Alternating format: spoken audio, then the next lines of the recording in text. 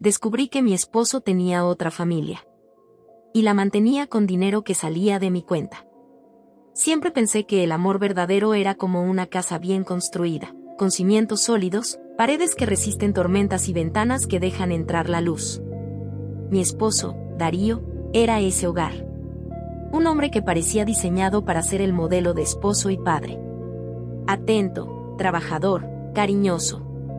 Nunca levantó la voz, nunca olvidó una fecha importante. Cocinaba los domingos, ayudaba con las tareas de los niños, y cada noche me decía que yo era su mundo. Hasta que el banco me llamó. Fue una llamada rutinaria, según ellos. Cargos inusuales desde su cuenta conjunta, dijo la voz al otro lado. Yo pensé que era un error. Darío manejaba nuestras finanzas, y jamás había dado motivos para desconfiar. Pero cuando revisé los movimientos, algo no cuadraba. Había pagos recurrentes a una dirección que no reconocía. Transferencias mensuales, compras en supermercados que no estaban cerca de nuestra casa, y lo más extraño, pagos a una escuela privada. Al principio, pensé que era una inversión. Tal vez Darío estaba ayudando a algún familiar, o había decidido apoyar a alguien sin decírmelo. Pero la cifra era demasiado alta. Y constante. Así que hice lo que nunca pensé que haría, lo seguí. No fue difícil. Darío tenía rutinas fijas. Salía a trabajar a las 8, regresaba a las 6. Pero ese día, lo vi tomar una ruta diferente. No fue al trabajo. Fue a una casa en las afueras de la ciudad. Una casa modesta, con jardín y bicicletas en la entrada. Lo vi bajar del auto con una bolsa de pan y una caja de leche. Tocó la puerta. Y cuando se abrió, 2 niños corrieron hacia él gritando «papá». Mi mundo se detuvo. No era una amante. Era una familia. Completa. Con hijos. Con una mujer que lo recibió con un beso en la mejilla. Y lo más perturbador. Cuando entraron, escuché a uno de los niños decir «¿Hoy viene la tía?» La tía. Yo. No enfrenté a Darío ese día. No podía. Volví a casa con el estómago revuelto, la mente en blanco. Me encerré en el baño y vomité. Luego lloré. Luego me reí. Porque el hombre que dormía a mi lado cada noche, que me decía que yo era su única razón de vivir, tenía otra vida. Y yo la financiaba. Pasé días revisando cada detalle. Encontré correos ocultos, cuentas paralelas, documentos falsificados. Darío había creado una red perfecta para mantener ambas vidas sin que se cruzaran. La otra mujer, según descubrí, era su exnovia de juventud. Nunca la había dejado. Solo la había escondido. Y los niños eran suyos. Igual que los nuestros. 4 hijos. 2 hogares. Una mentira monumental. Cuando lo confronté, no negó nada. Me miró con una mezcla de vergüenza y resignación. No quería hacerte daño, dijo. Solo quería mantener todo en equilibrio. Como si eso fuera posible. Como si dividir el amor fuera una ecuación matemática. Le pregunté por qué. ¿Por qué yo? ¿Por qué ella? ¿Por qué los niños? Me dijo que no podía elegir. Que me amaba a mí por mi fuerza, por mi inteligencia, por cómo lo hacía sentir seguro. Y que la amaba a ella por su dulzura, por su fragilidad, por cómo lo necesitaba. Era un discurso repugnante. Pero lo peor fue cuando me dijo que los niños de la otra casa creían que yo era su tía. Que él les había dicho que tenía una hermana muy especial, que los quería desde lejos. Que algún día me conocerían. Ahí supe que no era solo una traición.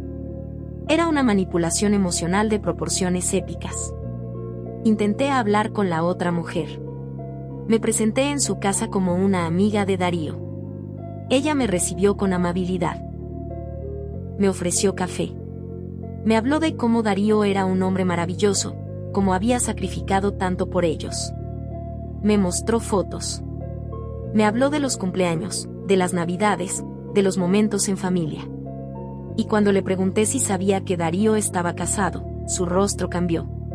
No, dijo. Él me dijo que tú eras su hermana. Que vivías lejos. Que lo ayudabas con los niños porque no podía hacerlo solo. La mentira era más profunda de lo que imaginaba. No solo me había engañado a mí. La había engañado a ella. Y a los niños. Y a los nuestros. Todos vivíamos en una obra de teatro escrita por un hombre que sabía cómo fingir amor. Volví a casa con una furia contenida. No grité. No lloré. Solo empecé a planear. Porque si Darío había construido 2 vidas con mi dinero, con mi tiempo, con mi amor, entonces yo iba a destruirlas con mi verdad. Pero lo que descubrí después fue aún más perturbador. En uno de los documentos que revisé, encontré una cláusula legal. Una que Darío había firmado con un abogado privado. En ella, se estipulaba que, en caso de fallecimiento, la totalidad de sus bienes pasaría a la otra familia. No a mí. No a nuestros hijos. A ellos. Y lo más retorcido, la firma era mía. Falsificada. Ahí entendí que no era solo una doble vida. Era una conspiración familiar. Una red de engaños que incluía chantaje, fraude, y una traición que iba más allá del amor. Darío no era un hombre dividido. Era un verdugo disfrazado de esposo. Y yo, era la víctima que él convirtió en cómplice sin saberlo. Después de descubrir la cláusula legal con mi firma falsificada, algo en mí se quebró definitivamente. Ya no era solo una esposa traicionada. Era una mujer usada como escudo, como herramienta, como fachada. Darío había construido su imperio emocional sobre mi nombre, mi dinero y mi confianza. Y ahora, si algo le pasaba, todo lo que habíamos construido juntos, la casa, las cuentas, incluso los seguros de vida, iría directo a la otra familia. A los hijos que me llamaban tía. No lo enfrenté de inmediato. Empecé a investigar. Contraté a un abogado, uno que no conociera a Darío. Le mostré los documentos, las transferencias, la cláusula. Me dijo que lo que tenía en las manos era suficiente para abrir una demanda por fraude, falsificación de firma, y hasta por lavado de dinero si se comprobaba que había usado mi cuenta para ocultar ingresos. Pero también me advirtió, si lo haces público, esto no se queda en lo legal. Va a explotar en lo emocional. Y todos van a salir heridos. No me importaba. Ya estábamos heridos. Pero antes de actuar, decidí hablar con mis hijos. Los verdaderos. Los que vivían conmigo. Tenían 9 y 12 años. Les dije que papá había cometido errores. Que había cosas que debíamos resolver. No les di detalles. No quería que su imagen de Darío se rompiera de golpe. Pero mi hija, la mayor, me miró con una madurez que me desarmó. ¿Tiene otra familia?, preguntó. No respondí. Solo lloré. Y ella me abrazó. Esa noche, Darío llegó como siempre. Con flores. Con una sonrisa. Como si nada hubiera pasado. Me dijo que había pensado en todo, que quería arreglarlo, que podíamos ir a terapia, que él dejaría a la otra familia, que todo había sido un error. Me habló de amor, de arrepentimiento, de redención. Pero yo ya no escuchaba. Le mostré la cláusula. Le pregunté por qué. Me dijo que había sido una medida de protección. Que si algo le pasaba, quería asegurarse de que todos estuvieran bien. Que no pensó que yo lo descubriría. Que no pensó que importaría. Ahí fue cuando lo vi por primera vez sin máscara. No era el hombre perfecto. Era un manipulador emocional. Un arquitecto de mentiras. Un experto en chantaje afectivo. Le dije que tenía 2 opciones: confesarlo todo ante la familia, o enfrentar una demanda que lo destruiría legalmente. Me rogó. Me suplicó. Me dijo que los niños no tenían la culpa. Que la otra mujer estaba enferma. Que si la dejaba, ella se derrumbaría. Que él era el único sostén. Que yo era fuerte, que yo podía entender. Me pidió que fuera su cómplice. Y por un segundo, lo consideré. Porque aún lo amaba. porque aún recordaba las noches en que me cuidaba cuando estaba enferma. Las veces que me hacía reír. Los abrazos. Las promesas. Los cumpleaños. Las canciones que me dedicaba. Pero entonces recordé la firma falsificada. Y supe que el amor no era suficiente. Decidí actuar. Convocamos a toda la familia. Mis padres. Mis suegros. Mis hijos. Incluso la otra mujer. Le pedí que viniera sin saber por qué. Cuando todos estuvieron presentes, proyecté los documentos. Las transferencias. La cláusula. La grabación de Darío admitiendo que había falsificado mi firma. Todo. El silencio fue absoluto. La otra mujer se desmoronó. No sabía nada. Pensaba que Darío era viudo. Que yo era una hermana distante. Que los hijos que vivían conmigo eran sus sobrinos. Que él trabajaba en otra ciudad, y por eso no podía estar siempre. Mis suegros lloraban. Mis padres me miraban con una mezcla de orgullo y tristeza. Mis hijos no dijeron nada. Solo se abrazaron. Y Darío calló. No gritó. No se defendió. Solo se sentó. Como si supiera que el castillo había colapsado.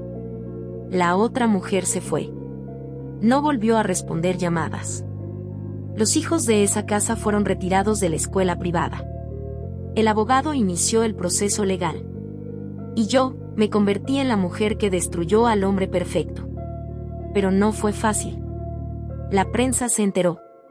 El escándalo se volvió público. Hombre con doble familia enfrenta cargos por fraude. Esposa descubre red de engaños con firma falsificada. Niños crecen creyendo que su madre es la tía. Recibí mensajes de apoyo. Y también de odio. Algunos decían que debía haberlo perdonado.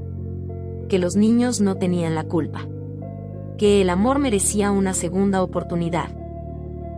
Pero yo sabía que el amor no puede construirse sobre ruinas. Y entonces, ocurrió algo más. Recibí una carta. Sin remitente. Solo decía. No fue el único. Hay más. Revisa el archivo adjunto. Era una USB. La conecté. Dentro, había documentos. Fotos. Conversaciones. Darío tenía otra cuenta. Otra mujer. Otro hijo. En otro país. No era una doble vida. Era una red. Una conspiración emocional. Y yo, era solo una pieza más. La USB fue el último clavo en el ataúd de mi ingenuidad. Lo que contenía no era solo evidencia de otra mujer y otro hijo en otro país. Era un archivo meticuloso, con fechas, transferencias, fotografías, correos. Una vida paralela que Darío había mantenido durante años, con la misma precisión con la que organizaba nuestras vacaciones familiares. No era un error. No era una debilidad. Era un patrón. La mujer vivía en Colombia. Tenía un hijo de 6 años. En los correos, Darío le decía que estaba atrapado en un matrimonio por obligación, que pronto se liberaría, que ella era su verdadero hogar. Le enviaba dinero cada mes. Le prometía que algún día los 3 vivirían juntos. Y lo más repugnante, le hablaba de mí como la mujer que lo financia todo sin saberlo. Ahí entendí que no había sido víctima de una traición amorosa. Había sido víctima de una estafa emocional. Un fraude afectivo. Un experimento de manipulación familiar. Volví al abogado. Le mostré los nuevos documentos. Me dijo que ahora el caso podía escalar a nivel internacional. Que había indicios de evasión fiscal, de uso indebido de identidad, de falsificación agravada. Que si quería, podía destruirlo por completo. Pero algo en mí dudaba. No por él, sino por los niños. Todos los niños. Los míos. Los de la otra casa. El de Colombia. Ninguno pidió nacer en medio de esta red de mentiras. Ninguno merecía crecer con la imagen de un padre convertido en monstruo público. Así que decidí hacer algo más radical. Fui a la prensa. No para exponerlo, sino para contar mi historia. Escribí una carta abierta. Narré todo. Desde el primer cargo bancario sospechoso hasta la USB anónima. No mencioné nombres. No expuse rostros. Solo conté cómo el amor puede convertirse en una prisión cuando se construye sobre secretos. Cómo una mujer puede ser usada como fachada, como escudo, como fuente de recursos. Cómo el silencio puede ser más destructivo que la traición. La carta se volvió viral. Miles de mujeres me escribieron. Algunas con historias similares. Otras con miedo. Muchas con rabia. Se creó un movimiento. Una red de apoyo. Una comunidad de víctimas de dobles vidas. Y yo, me convertí en símbolo. Darío fue citado por las autoridades. El proceso legal avanzó. La otra mujer en Colombia fue contactada. Confirmó todo. Dijo que no sabía que él tenía otra familia. Que se sentía engañada. Que quería proteger a su hijo. Y entonces, ocurrió el giro final. Mi hija, la mayor, me pidió hablar a solas. Me dijo que había encontrado algo en el escritorio de Darío. Un sobre. Con documentos. Con una carta. La carta era de mi suegra. De años atrás. En ella, le pedía a Darío que no repitiera el patrón de su padre. Que no construyera vidas paralelas. Que no se convirtiera en lo que juró destruir. Y ahí supe la verdad. Darío había crecido en una familia rota por una doble vida. Su padre había hecho lo mismo. 2 hogares. 2 mujeres. 2 mundos. Y él lo repitió. No por maldad, sino por herencia emocional. Por legado maldito. No lo justifico. Pero lo entendí.